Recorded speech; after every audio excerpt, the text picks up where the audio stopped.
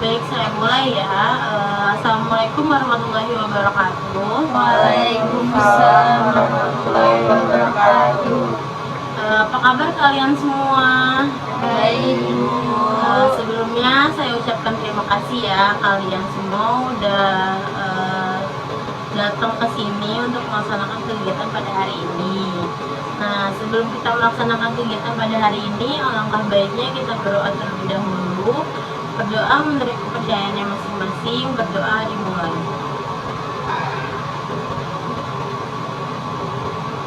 Berdoa selesai. Sebelumnya Ibu mau tanya, kalian semua ada yang udah pernah melaksanakan layanan konseling kelompok belum? Belum ya. Jadi sebelumnya Ibu akan menjelaskan dulu apa sih layanan konseling kelompok itu.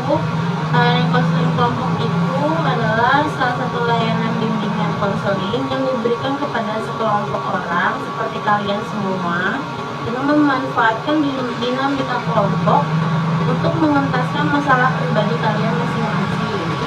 Dinamika kelompok sendiri merupakan kondisi atau suasana yang hidup, bergerak, berkembang, ditandai dengan adanya interaksi dan komunikasi antar sesama anggota kelompok untuk mencapai tujuan yang diharapkan. Adapun kegiatan kita hari ini biar kita terlatih mengeluarkan pendapat, memberikan saran, memberikan ide-ide, dan berusaha untuk menerima atau menanggapi keadaan teman-teman atau anggota kelompok ini. Mengenai cara-cara pelaksanaan kegiatan ini, masing-masing kita nantinya diminta untuk mengutarakan perasaannya masing-masing, apakah perasaan kalian senang, perasaan kalian lagi sedih, atau perasaan kalian lagi sakit hati, dan lain-lainnya. Nah, pada intinya setelah siswa mengutarakan pendapatnya dan perasaan, katanya untuk dibahas. Jadi misalkan kamu lagi punya masalah, jadi semuanya disuruh ungkapin masalahnya masing-masing. Kamu punya masalah apa, kamu punya masalah apa, satu-satu. Nanti kita bahas bareng-bareng, tapi hanya satu masalah yang kita bahas. Jadi kalau misalkan kamu punya masalah yang paling berat, masalah kamu yang kita bahas bareng-bareng. Sampai sini bisa dipahami?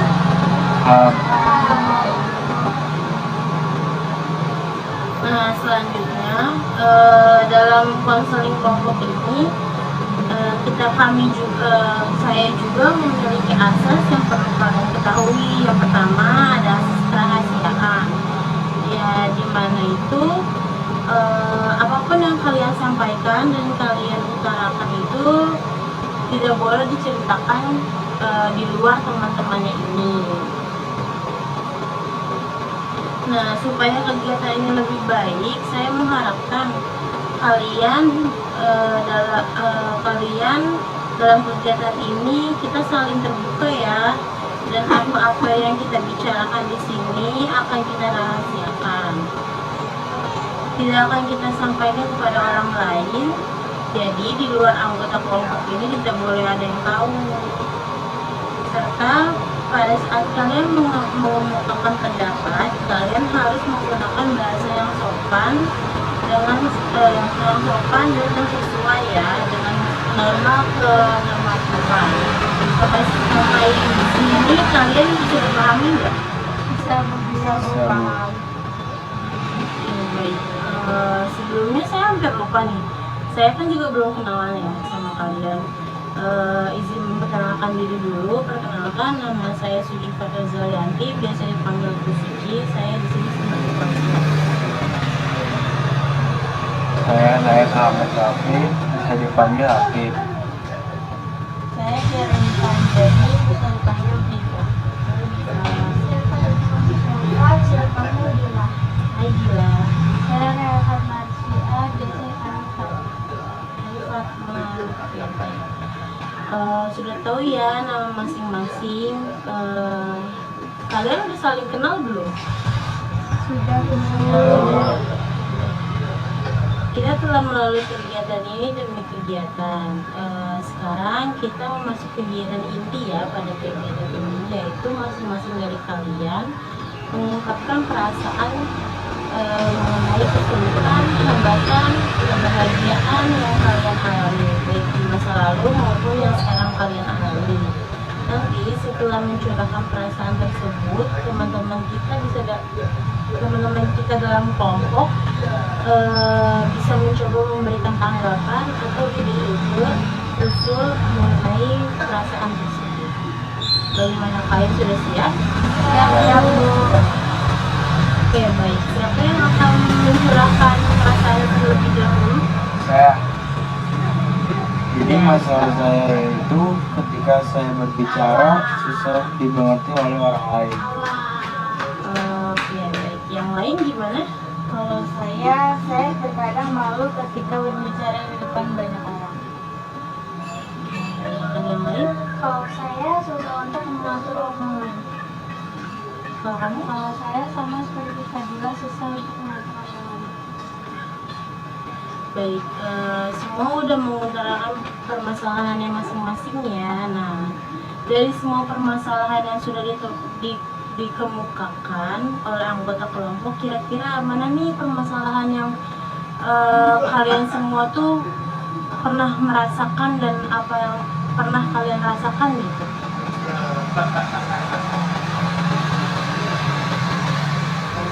Menurut saya masalah Viva biasa aja Bu, karena dia kesulitan ketika berbicara di depan banyak orang.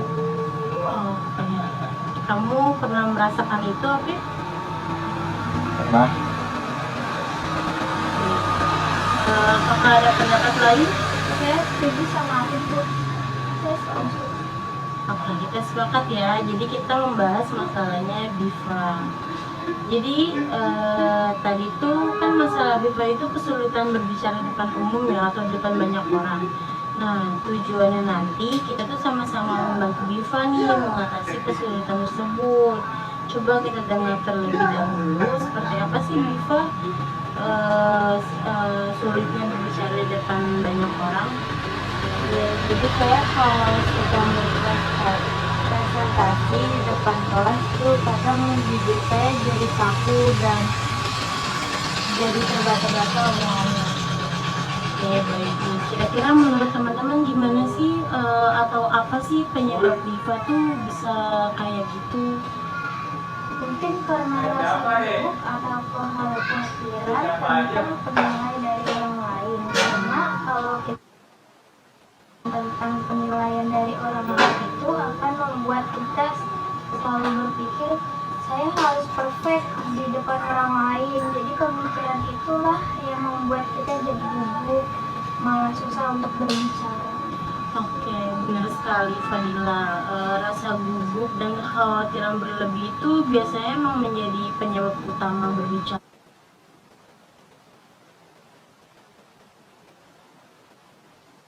Jadi atau takut melakukan kesalahan di depan banyak orang, Bu.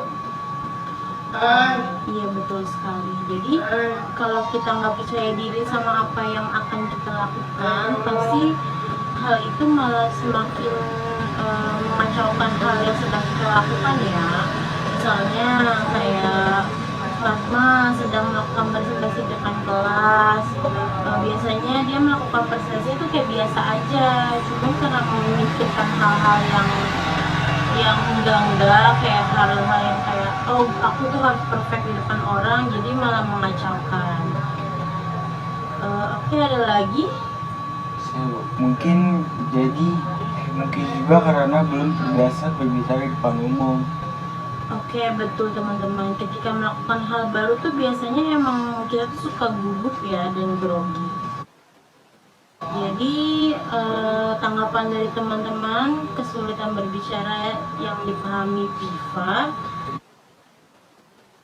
rasa gugup, kekhawatiran akan penilaian orang lain, kurangnya percaya diri, takut melakukan kesalahan, dan mungkin juga bisa belum terbiasa berbicara di depan umum. Jadi gimana Viva tanggapannya? Iya, Bu, benar banget apa yang teman-teman sampaikan semuanya. Oke, baik. Jadi sekarang gimana nih kita bisa membantu Biva mengatasi hal tersebut? Menurut saya, mungkin Biko bisa latihan berbicara sendiri di depan cermin atau dengan teman dekatnya. Karena hal itu bisa membantu Biko untuk lebih percaya diri saat berbicara di depan orang. Oke, baik. Yang lain gimana? Ya, setuju sama aku ya. Mungkin kita bisa untuk latihan di depan cermin terlebih dahulu sebelum berbicara di depan orang yang banyak. Oke, baik. Kalau menurut Fadila gimana? Kalau saran dari saya, Diva mungkin bisa menenangkan diri terlebih dahulu sebelum dia berbicara di depan umum. Agar pada saat berbicara dia tidak panik atau gugup. Oke, terima kasih atas tanggapannya dan yang sangat berharga bagi teman-teman. Tentu saja terima kasih juga ya pada Biva, kamu udah berani jujur dan mengakui kesulitan kamu. Nah, menurut saya langkah-langkah yang disarankan oleh Apip, Fatma, Fadila itu sangat baik untuk membantu Biva mengatasi permasalahannya ini. Pertama, latihan berbicara di depan cermin itu seperti yang disarankan oleh Apip adalah cara yang bagus untuk membangun kepercayaan diri kamu. Biva dapat mengidentifikasi ekspresi wajah, intonasi suara, dan bahasa tubuh sehingga bisa meningkatkan kemampuan berbicara di depan umum.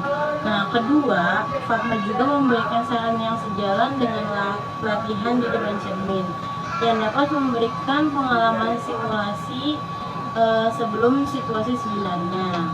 Latihan ini akan membantu Biva merasa lebih siap dan percaya diri ketika berbicara di depan orang banyak. Saran dari Fadla juga bagus nih untuk menenangkan diri dulu sebelum berbicara sangat penting. Teknik relaksasi seperti pernapasan dalam-dalam atau visualisasi positif dapat membantu Biva mengendalikan kecemasan dan gugupnya sebelum tampil di depan publik. Nah, saya sebagai konselor juga ingin menambahkan nih bahwa pembinaan diri dan pengakuan terhadap kemajuan adalah aspek penting dalam proses ini. Jadi Biva dapat mencatat setiap kali berhasil atau berhasil berbicara di depan banyak orang, sehingga bisa melihat perkembangan seiring waktu. Terkadang mencari dukungan dari teman, keluarga juga bisa menjadi langkah yang positif ya. Mereka dapat memberikan feedback yang baik dan memberikan dorongan yang semangat pada kita dalam mengatasi kesulitan berbicara yang bukan banyak orang. Jadi gimana tanggapan kamu? Terima kasih banyak atas dukungan dan saran yang diberikan teman-teman. Mendengar tanggapan dari kalian membuat saya merasa lebih dipahami. Benar, aku mengakui bahwa kesulitan berbicara yang saya alami memang berkaitan dengan kekhawatiran akan penilaian orang lain, kurangnya percaya diri, takut melakukan kesalahan, dan juga mungkin karena belum terbiasa berbicara di depan umum.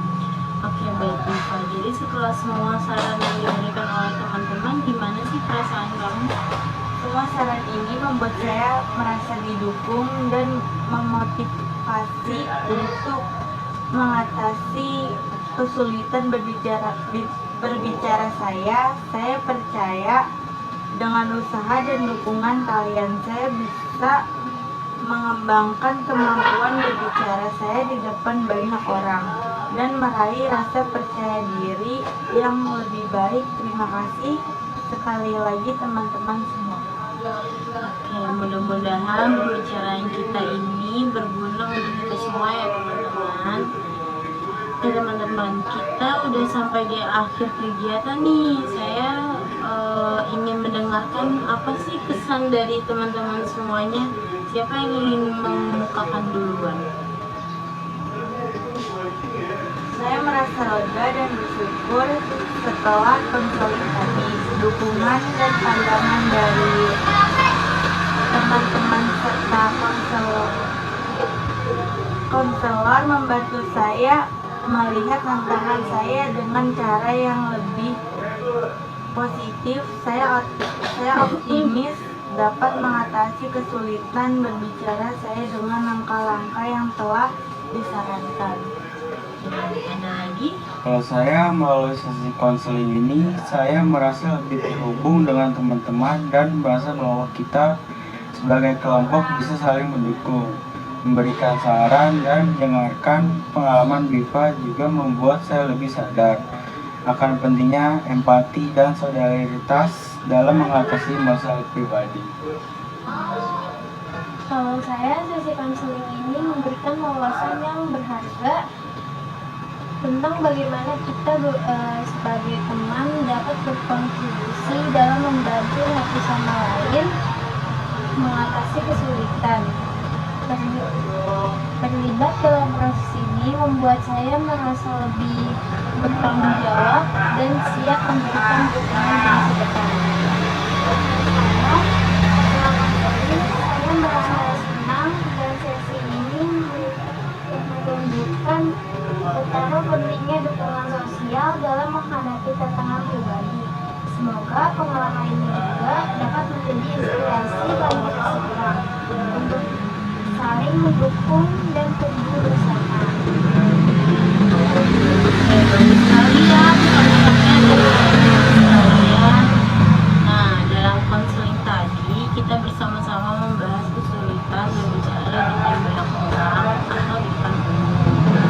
Teman-teman memberikan tanggapan yang sangat positif, memberikan saran seperti latihan depan cermin, terus simulasi sebelum berbicara di depan banyak orang, dan teknik menenangkan diri.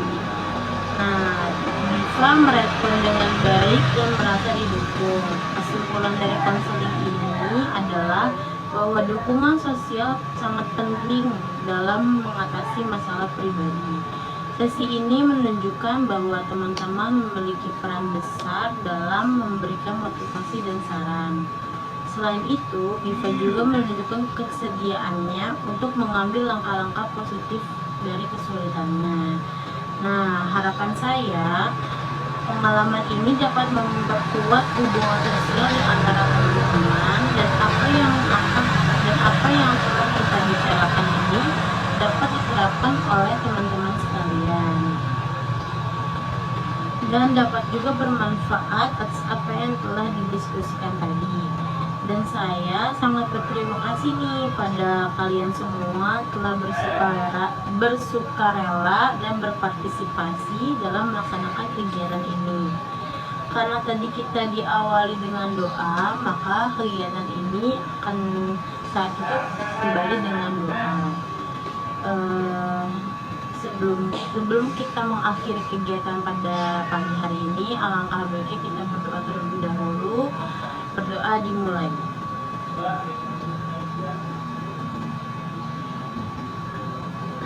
Selesai. Nah, terima kasih banyak ya teman-teman semua. Kalian sudah mengutarakan, kalian sudah mendapatkan pelajaran, dan kalian juga bisa, semoga kalian juga bisa menerapkan apa yang telah kita diskusikan tadi ke depannya.